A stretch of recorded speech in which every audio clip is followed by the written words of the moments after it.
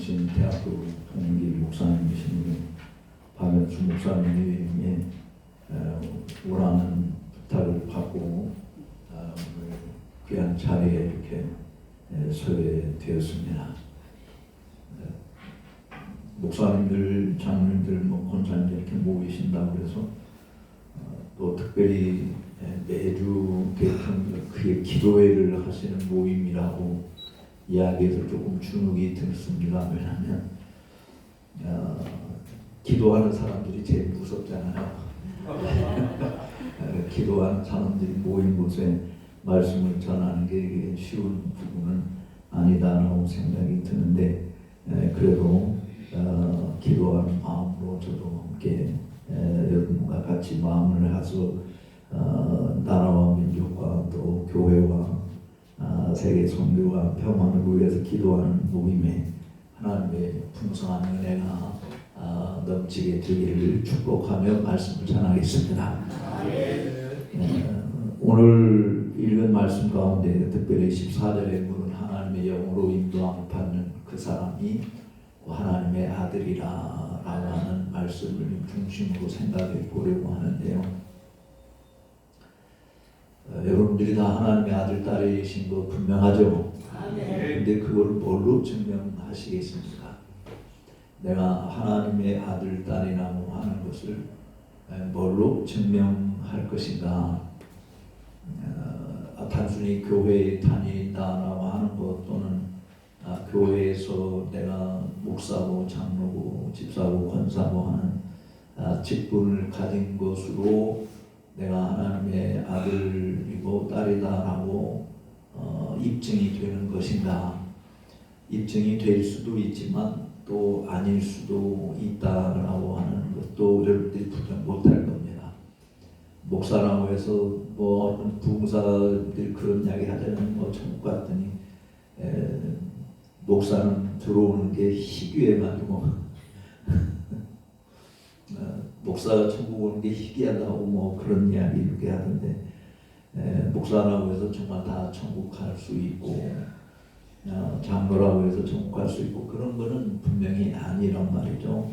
그러면 내가 하나님의 아들, 딸인 것을 뭘로 증명하는가? 오늘 읽은 본문 말씀에서 우리가 한 가지 엿본다고 한다면 하나님의 영이 우리의 영과 더불어 우리가 하나님의 아들, 딸인 것을 친히 증거하신다. 그 증거의 사인이 뭐냐? 내가 하나님의 아들, 딸인 것을 성령께서 내 영과 함께 더불어 증거하는 그 증거의 표시가 뭐냐? 하나님을 아빠, 아버지라 부르게 하신다. 이렇게 이야기하고 있어요. 그러니까 적어도 아빠, 아버지라고 부른다라고 하는 것이 그냥 농담이 아니고 진정으로 하나님을 나의 아버지라고 부를 수 있다고 한다면 하나님의 아들이라고 하는 객관적인 증거라고 이야기할 수 있겠죠. 하나님을 아버지라고 못 부르는 사람들도 꽤 있습니다. 교회 다니는 사람들 중에. 특별히 여러분들이 뭐 유신 별로 신경 안 쓰고 그냥 신앙생활을 하시고 또 교회 생활을 하시고 계시겠지만 목사님들의 기도 소리, 장로님들의 대표 기도 소리를 또 성도들의 대표 기도를 들어보면 기도는 누구한테 하는 거예요? 우리가 하나님께 하는 거잖아요. 근데 대부분 하나님하고 불러요. 근데 주님은 그렇게 가르쳐주지 않고 하나님 아버지라고 부르라고 그러거든요. 근데 너무나도 많은 분들이 그냥 하나님 해요. 뭐 귀신들도 하나님 부를 수 있고 안 믿는 사람도 하나님이라는 소리를 할 수 있습니다. 근데 우리가 진짜 하나님의 아들이다라고 이야기하면 하나님을 아버지라고 부를 수 있어야 된다. 근데 이것이 자연스러워야 되잖아. 예를 들어서 젊은이들 지나가는 사람들한테 내가 세워놓고 야 너 나 아버지라고 불러 내가 10,000원 줄게 하면은 뭐 10,000원 받기 위해서 부를 수 있는 사람이 있지만 진짜 마음에서 나를 아버지라고 부르는 사람은 누구밖에 없어요? 내 자식만 나를 아버지라고 부르지 자식이 아닌 사람은 아버지라고 부르지 않는단 말이에요. 그러니까 똑같이 우리 하나님도 하나님 아버지라고 기도할 때 분명히 주님께서 주님 가르친 기도에서도 하늘에 계신 우리 아버지라고 부르라고 했는데 많은 분들이 심지어 목사님들도 그냥 하나님하고 이렇게 부르는 게 이게 과연 하나님의 아들이라는 증거일 것인가라고 하는지를 생각을 해봐요. 왜냐하면 분명히 오늘 읽은 말씀에 성령께서 우리의 영과 더불어 내가 하나님의 아들, 딸인 것을 증거하시는데 우리가 그 도시가 뭐냐 하나님을 아바, 아버지라 부르게 하신다라고 하는 거. 그러니까 그게 성령께서 하시는 일인데 그 다음에 이제 물론 이제 기초적으로 우리가 고린도전서 12장 3절에 말씀 보면 누구든지 성령으로 말미암지 않고는 예수를 주라 시인할 수 없다. 그러니까 적어도 예수님을 주라고 시인을 하는 자 그냥 입으로 바울이 로마서 10장에서 내가 입으로 시인하고 그 마음으로 믿고 입으로 시인하여 구원받는다라고 하는 그냥 단순히 시인 정도가 아니라 온 마음을 다해서 예수님이 나의 주이시고 나의 하나님이시다라고 하는 것을 고백하는 걸 성령으로 말미암아서 일어난 일이죠. 근데 주여 주여 한다고 해서 다 천국 가는 것이 아니라고 예수님이 이야기하셨잖아요. 하늘에 계신 내 아버지 뜻대로 행하는 것이다라고. 이제 그 부분에서 우리가 생각할 때 오늘 14절에 로마서 8장 14절에 하나님의 영으로 인도함을 받는다. 이게 사실은 하나님의 영으로 인도함, 이게 하나님의 영은 성령을 가리키고 진리의 영, 아들의 영, 그리스도의 영이라고 성경이 표현하고 있는데 바로 이 성령께서 우리를 인도하신다. 그럼 성령이 우리를 어디로 인도하시느냐라고 하는데 여러분들이 주목할 필요가 있습니다. 여기 오늘 우리 교회 들어오는데 노래방 표시가 앞에 있어서 노래방에서 기도회를 하시나? 근데 성령께서 우리를 노래방으로 인도하시는 건 분명히 아닐 거예요. 성령께서 우리를 주정으로 인도한다든지 그냥 세상에 온갖 환락이 넘쳐나는 그런 곳으로 성령이 우리를 인도하는 것은 아니라고 봐야 돼. 그럼 이게 그냥 한 번 인도함을 받는 것이 아니고 여기 쓰여져 있는 원래 그 시대의 문법 시대 자체가 항상 인도함을 받는 거거든요. 현재 진행이 현재 시대에 사실 항상 인도함을 받는. 그러니까 우리 그리스도인들이 말하고 행동하고 이 교회에서 봉사하는 일을 하든 무슨 일을 하든지 성령의 인도함을 받는 것이 되는. 그건 그 말은 성령보다 앞서지 말라 그런 이야기잖아요. 우리가 여행 다닐 때 물론 자기가 현지를 잘 알면은 마음대로 다닐 수 있지만 대부분 여행 가게 되면 누가 있습니까? 가이드가 있잖아요. 가이드보다도 앞서가는 사람 문제를 꼭 일으키잖아요. 그러니까 가이드를 졸졸 따라가는 것이 여러분도 안전하고 가이드도 여행객들을 가이드하는데 가장 안전한 거거든요. 근데 말을 안 듣고 자꾸 가이드보다도 앞서간다든지 자꾸 딴짓하게 되면 그럼 골치 아픈 일들이 벌어지는. 그러니까 교회 안에도 보면 개별적으로도 그렇지만 교회 전적으로도 성령보다 앞서지 말라 라고 하는 부분이니까 성령의 인도함을 받는 것이다. 우리의 예배도 우리의 경건 생활도 우리의 직장 생활도 우리의 가정 생활도 다 진짜 하나님의 아들 딸이라고 한다면 성령의 인도함을 받는다라고 하는 부분이거든요. 그럼 성령께서 우리를 어디로 인도하시는가라고 하는 부분을 우리가 고민을 해야 되는 겁니다. 여러분들이 예수 믿은 지 상당히 다들 오래되었다라고 생각이 드는데 저도 이제 올해는 제가 총신대에 입학했을 때 76학번인데 꼭 50년 됐더라고 신학교 들어간 지. 50년 동안 신학을 공부한다고 하고 말씀을 전하고 가르친다고 하는데 어쨌든 지금 내 자신이 하나님의 영의 인도함을 받았다고 한다면 하나님의 영이 우리를 인도한 그 목적지가 어디냐라고 하는 부분을 우리가 생각을 할 때 내 자신의 신앙생활이 성령 하나님의 인도함을 받아서 살아왔는지 아니면 내가 주도적으로 신앙생활을 내가 주도적으로 이끌어왔는지 이게 이제 판가름이 되는 거예요. 그러니까 진짜 하나님의 아들, 딸이라고 한다면 반드시 성령의 인도함을 받는 자여야 된다. 그럼 성령께서 우리에게 오신 이유가 그 이유니까. 그럼 성령이 우리를 어디로 인도하시냐? 성령이 어떤 분이냐? 뭐 성령에 대해서 많은 이야기들을 하고 있는데 일단 예수님이 성령을 어떻게 가르쳐 줬는지를 한번 찾아서 보도록 하겠습니다. 요한복음 14장을 보시면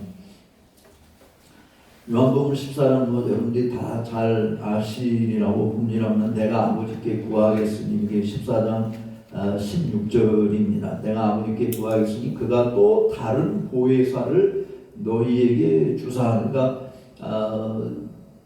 예수님도 보혜사인데 성령은 또 다른 보혜사라 그런 이야기니까 내가 아버지께 구해서 다른 보혜사를 너희에게 주사 영원토록 너희와 함께 있게 하시니까 예수님께서 볼자가 내가 세상 끝날까지 너희와 항상 함께 있으리라 하면서 육체적인 부분이 아니고 그 아들의 영으로 다른 보혜사이신 성령으로 우리와 함께 하신다라고 하는 부분인데 17절에는 이렇게 이야기합니다. 14장 요한복음 14장 7절 저는 진리의 영이니까 그러니까 다른 보혜사 성령 이분이 진리의 영이라 세상은 능히 저를 받지 못하나니 이는 저를 보지도 못하고 알지도 못함이니라. 그러나 너희는 저를 아나니 저는 너희와 함께 거하시며 또 너희 속에 계시겠습니다.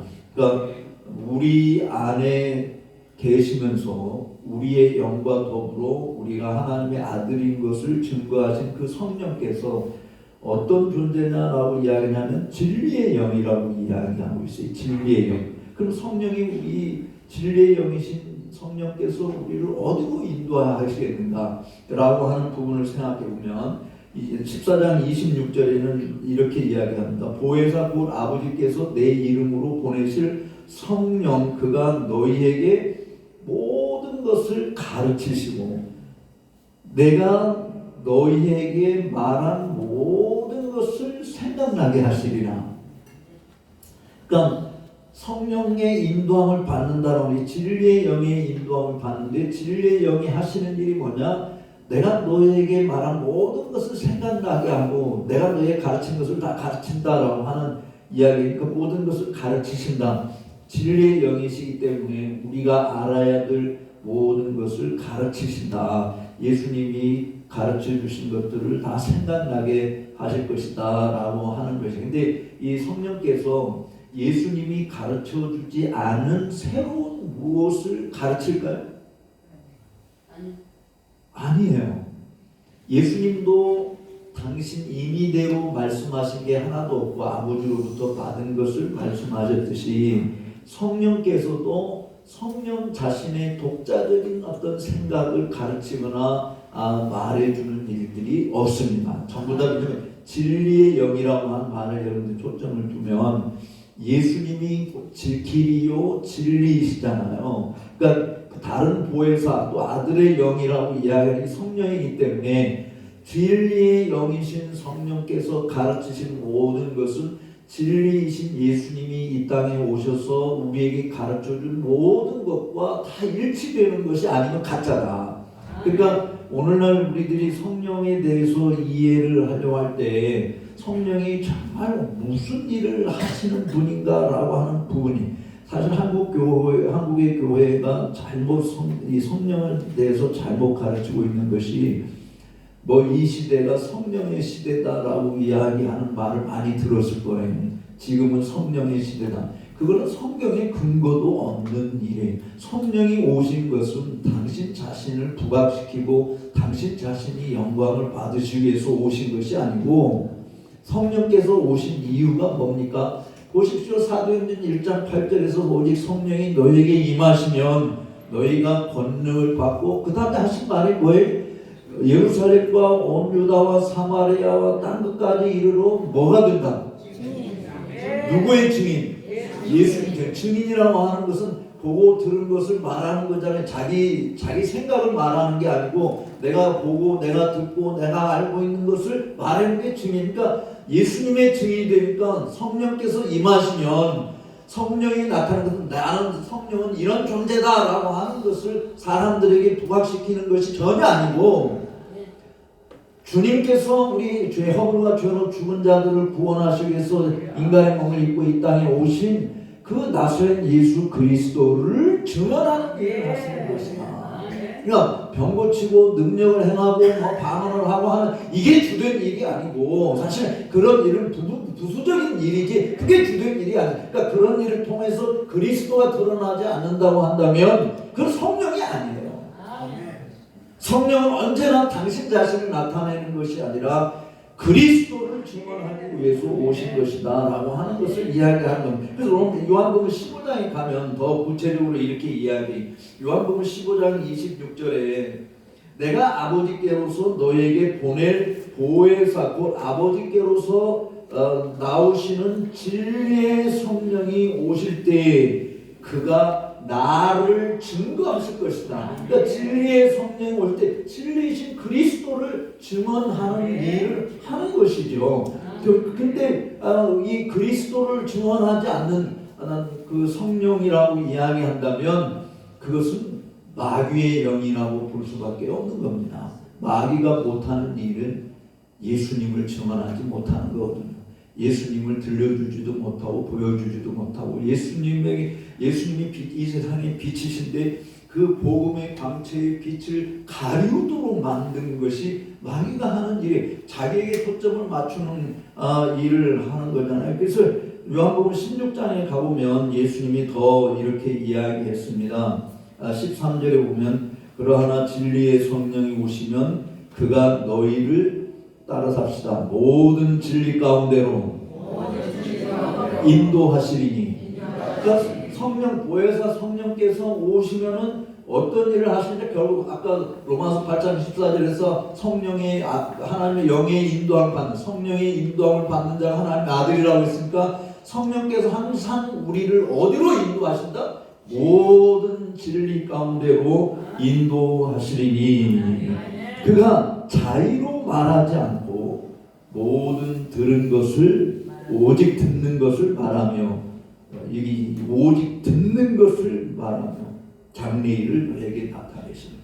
그러니까 성령께서 전혀 당신 자신의 창의적이고 독창적인 어떤 계시를 이야기하는 것이 아니라 이미 진리이신 예수 그리스도에게 초점이 맞춰져 있는 것이다.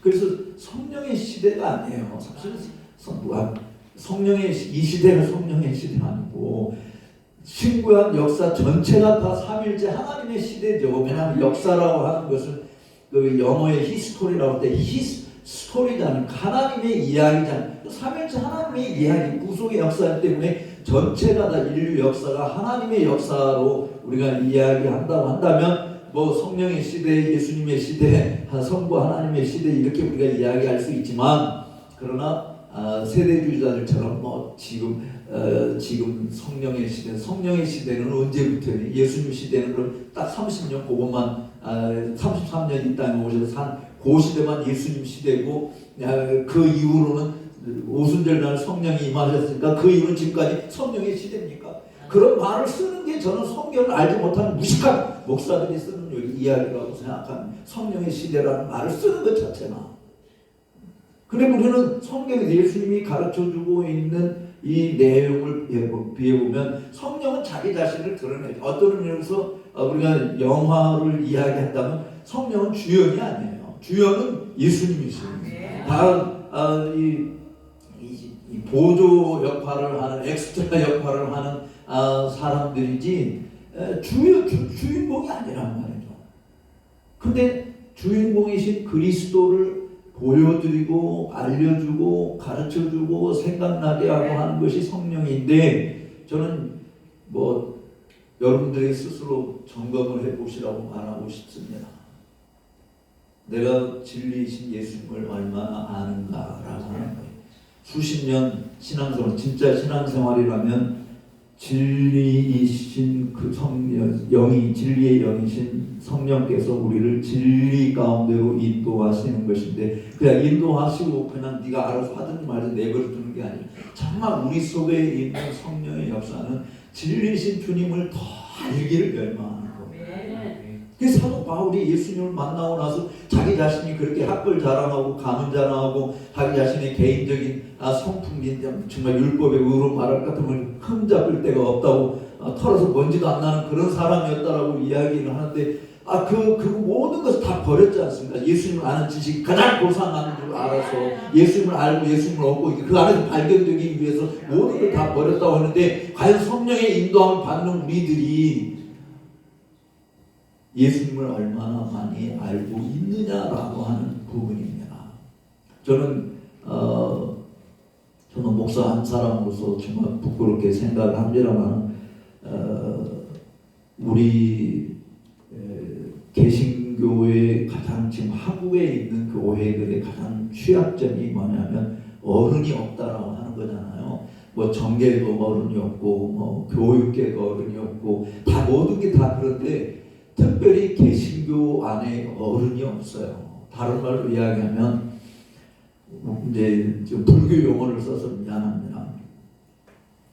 불교에는 사판승이 있고 이판승이 있어요. 사판승은 시주받으러 다니기도 하고 문제가 있으면 감옥 들고 싸우러 다니기도 하고 앞에 나와서 막 어떤 일들 하는 사람들이에요. 네, 근데 이판승은 고승들이에요. 고승들이 나와서 싸우는 거 본 적이 있습니까? 아닙니다. 그들은 도를 닦는 사람들이에요. 그러니까 불교가 윤리 종교임에도 불구하고 만나지 않고 여전히 존속하고 있는 일은 이판승들 때문에 그렇습니다. 천주교도 이판승이 있고 사판승이 있어요. 천주교도 정의, 경제, 구현, 사제단 같은 그런 녀석들을 이 사판승에 해당되는 것이죠. 근데 이판승에 해당되는 사람들은 감독들, 주교들, 추기경 이런 사람들이 이판승에 해당돼요. 근데 우리 개신교는 모조리 사판승밖에 없는 거예요. 이판승이 없어요. 여러분 원로 목사님으로 여기 초대받으신 분이 있는지 모르겠습니다만 원로 초대받기 전에 성도들이 목사님 은퇴하지 않으면 안 되겠습니까? 라고 말하는 그런 말을 들으면서 은퇴를 하신 목사님들이 많겠습니까? 아니면 조기 은퇴 안 되겠습니까? 라는 소리를 많이 들으면서 은퇴를 끝까지 채우고 은퇴했겠습니까? 어떤 사람이 더 많을 것 같아요? 우리는 고승이 없습니다. 개신교 안에는 고승이 없어요. 왜? 성령의 인도함을 받았다고 한다면 세월이 지날수록 말씀의 깊이와 넓이와 길이와 크기가 어떠한지를 더 풍성하게 드러내는 불교 중이야기에서 미안합니다만은 성철 스님이 이야기한 것처럼 산은 산이요 물은 물이다. 아니 유치원 애들한테 산 보여준 게 뭐냐면 산이요 물 보여준 게 뭐냐면 물이라고 다 이야기하는 애들이에요. 그거 다 아는 것들이. 그런데 성철 스님이 그 말 한마디 했다고 그 당시 말할 때 온 언론 방송에서 다 오 기도다. 다 그 말에 그냥 경의를 표했지 않습니까? 근데 원로 목사님 은퇴를 하고 목사님 사는 산이요 물은 물이다. 와 목사님 정말 영적인 깊이가 대단하십니다. 그런 말 듣는 사람이 누가 있어요? 더 들을 게 있고 더 깨달을 게 있고 그다음에 목사님 은퇴하지 말라고 아우성해야 되죠. 목사님의 그 연륜과 경륜을 통해서 오는 생명수의 그 깊이 맑은 물을 내가 어디서 더 얻을 수 있겠습니까? 그런데 목사들이 도를 안 닦거든요. 진리를 닦지 않아요. 진리 가운데 인도함을 안 받아요. 그럼 한국 교회가 지금 이 모양 이 꼴이지 않습니까? 여러분 스스로 내가 믿고 있는 예수님이 어느 정도 되는가라고 하는 것을 내가 그냥 책 하나도 안 보고 내가 평생 믿고 있는 예수님에 대해서 한번 써보세요. 몇 장 세울 수 있으라고 생각하십니까? 불교 중들은 고승만 돼도 그냥 눈 감고 줄줄줄줄 막 나오잖아요. 무슨 신경인지 무슨 경인지 하여간 나오지 않습니까? 목사들 입에서 하나님의 진리의 말씀이 줄줄줄줄 나오신 분들이 얼마나 됩니까? 장로님들 입에서는 얼마나 나옵니까? 성령의 인도함을 받고 살았느냐? 아니냐라고 하는 그런 여러분들이 정말 주님을 대해서 알고 싶은 마음도, 그러니까 주님에 대해서 알고 싶은 마음이 없기 때문에 뭐를 하고 공부를 안 하는 거예요. 주님에 대해서 풍성히 가르쳐 주고 있는 그런 신학 서적들, 그런 좋은 서적들을 안 보잖아요. 뭘 은퇴하시고 쓸모없다고 책 다 버리잖아요. 끝까지 붙들고 그거 가지고 씨름하고. 그래서 정말 비록 나이가 들어서 저도 이제 70이 됐는데, 나이가 들어서 말의 힘이 약해지고 몸도 연약해지고 할 수는 있어도 불교의 고승들은 나이 들은 육체적으로 우리처럼 우리보다 더 강건하고 그렇습니다. 그들도 똑같이 늙어가는 것이잖아요. 그럼에도 불구하고 그들은 도를 이야기하지 않습니까? 존 버년에 대해서 우리가 정말 그 도전을 받고 부끄럽게 생각해야 될 이야기가 뭐냐면, 스폴전 목사님이 존 버년을 이렇게 설명을 했어요. 존 버년의 몸에 어디를 찔러도 그의 몸에서 흐르는 피는 말씀의 피였다. 목사의 몸에 어디를 찔러도 목사의 몸에서 흐르는 피가 말씀의 피해야 되지 않습니까? 그게 진리를 전하는 자고 그게 성령의 인도함을 받는 자 아니겠느냐라고 하는 것이요. 근데 한국의 교회들은 왜 이마에 이꼴이 됐냐? 제가 반복해서 박 목사님도 이야기했지만, 신학교에 우리 총신대, 예를 들어서 제가 총신신대원 교수를 했으니까 340명 정원인데 340명 정원 중에서 대형교회, 그러니까 사랑의 교회, 우리 교단을 위한 사랑의 교회나 부산의 수영로교회나 여기 대구 서문교회나 소영교회나 또 새로남교회나 세대교회나 이런 대형 교회의 젊은이들이 무지기수로 많습니다. 몇천 명씩 돼요. 근데요, 340명 중에서요, 그 대형 교회에서 온 신학생들이 10명도 안 된다니까요. 여러분들도 다 가지고 우리가 복음을 듣고 나도 복음을 왜 살아야 되겠다고 헌신해서 신학교 가고 그래서 제가 50년 전에 신학교 그렇게 해서 입학을 한 건데, 지금 신학교에 입학하는 사람들이 복음에 사로잡혀서 정말 소명에 불타가지고 오는 사람들은 절반도 안 돼요. 교회가 복음을 전하지 않는다니까 예수 그리스도를 전하지 않아요. 예수 그리스도를 보여주지도 않고 들려주지도 않아요. 그런 교회가 좀 되어버리고 있다. 그래서 신학생들의 모든 생각들이 뭐냐면, 교회가 필요로 하는 기능적인 일에 열심히 익숙한 사람이 되는데 급급해야지, 진리의 사람을 구하지 않으니까 되려고 하지도 않아요. 교회가 진리의 사람 구하지 않습니다. 여러분들 후임자 구할 때 어떤 사람 구합니까? 진리의 일꾼을 구합니까? 아니면 교회 이 사람 모시면 우리 교회가 더 도움되고 잘 되겠다라고 하는 그 기능적인 걸 봅니까? 한국교회가 망해가고 있는 이유가 바로 거기 진리에서 이탈해서 성령의 인도함을 안 받는다니까요.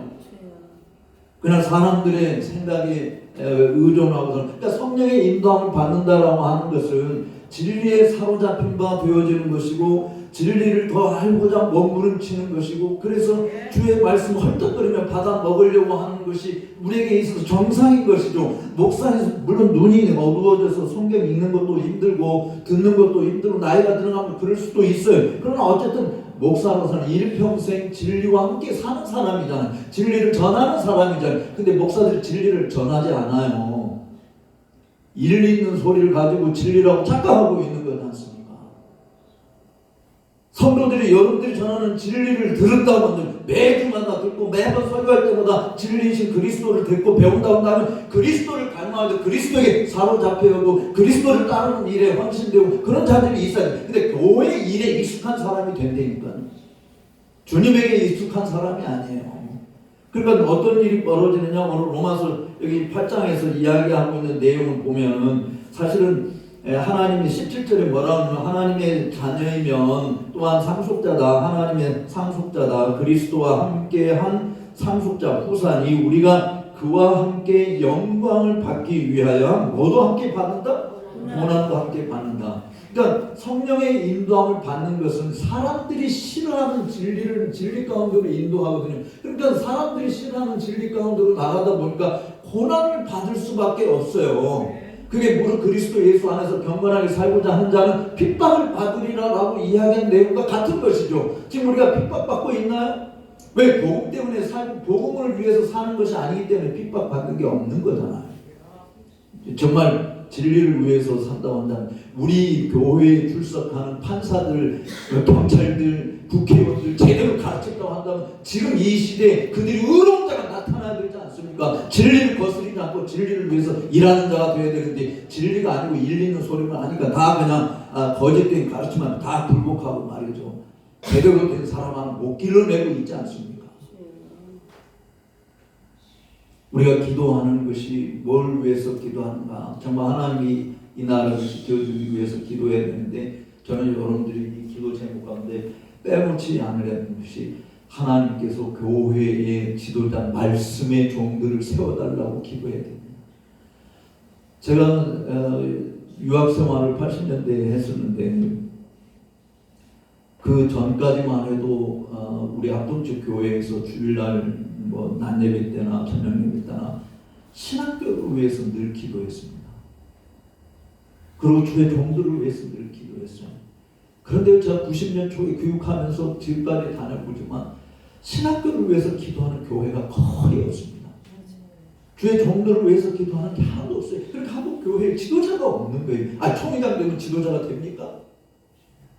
총회장 됐다고 해서 우리가 다 존경하고 그 앞에 정말 경의를 표합니까? 아니잖아요. 교회에 지도자가 없어요. 왜? 기도하지 않는데 하나님 앞에 그렇게 기도하고 불을 짓지 않는데 어떻게 교회 지도자가 나오겠는가? 사람 키우는 일 하지 않잖아요. 우파가 제일 못하는 게 사람 키우는 일이잖아요. 좌파들은 희한하게 말이죠. 자기 사람들 막 세우고 실력도 별로도 없는데도 뭔 문제가 있어도 막 이렇게 세우고 저렇게 세우고 우파는 키우지 않아요. 다 써먹고 그냥 폐기 처분하고 자기를 위해서만 사는 사람. 교회도 똑같아요. 목사님들도 똑같아요. 지도자를 키우려고 하지 않아요. 지도자가 좀 크려고 하면 깎아내리기 바쁘고 끌어내리기 바쁘고. 그래서 정말 여러분들에게 부탁하고 싶어요. 한국의 교회에 하나님 말씀의 일꾼들을 세워달라. 목사가 아닙니다. 설교자, 진리의 일꾼들을 세워달라고 기도해야 돼요.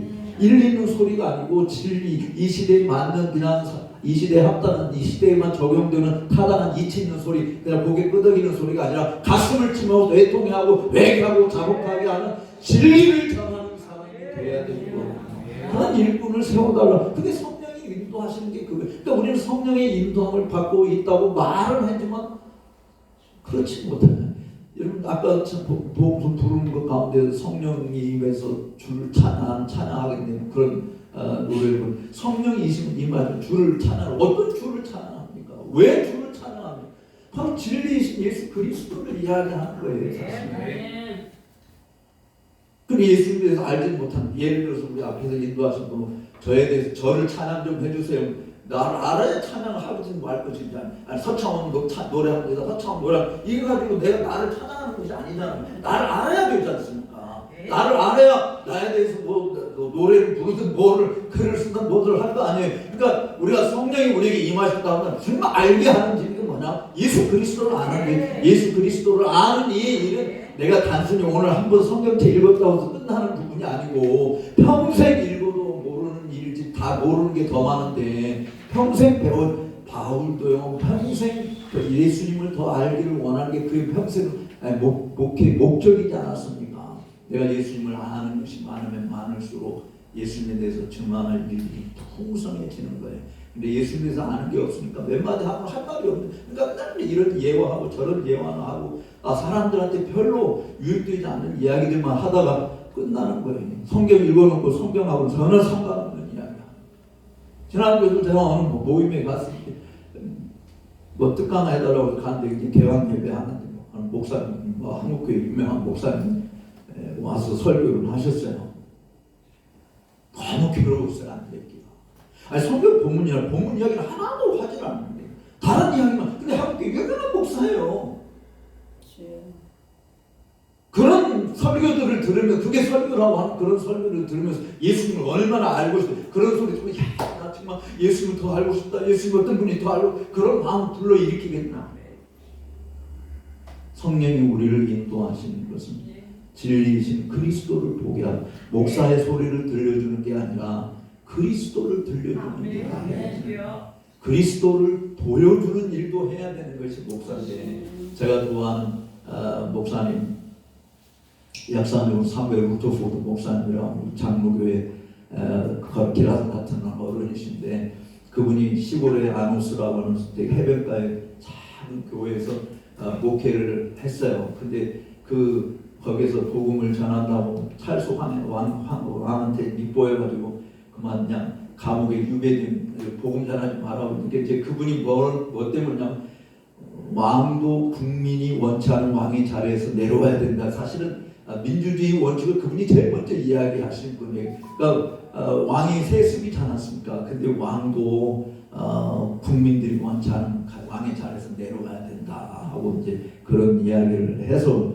그런 건데 그리고 또 왕이 교회까지 자주우지라고 하려고 하니까 교회 머리는 예수님이지 왕이 아니라 하고 이제 항의하는 그런 것들 때문에 어쨌든 감옥에 가서 있으면서 그 교인들한테 보낸 편지가 그분의 목회서인데 그게 굉장히 유명한 책에 우리나라 말로 번역이 되어 있습니다. 근데 이제 그 아노스에서 목회할 때 백리 그 당시 여러분 17세기 1600년도 1650년 40년 뭐 40년 50년 그때인데 그 당시에 무슨 아스팔트 길이 있는 것도 아니고 울퉁불퉁 자동차가 있는 것도 아니잖아요. 근데 백리 떨어진 곳에서 맥로트 백작 부인이 이 아노스 사무엘 루터포드 목사님의 설교한 교회에 와서 늘 주일마다 오시는 거예요. 백리 떨어진 거예요.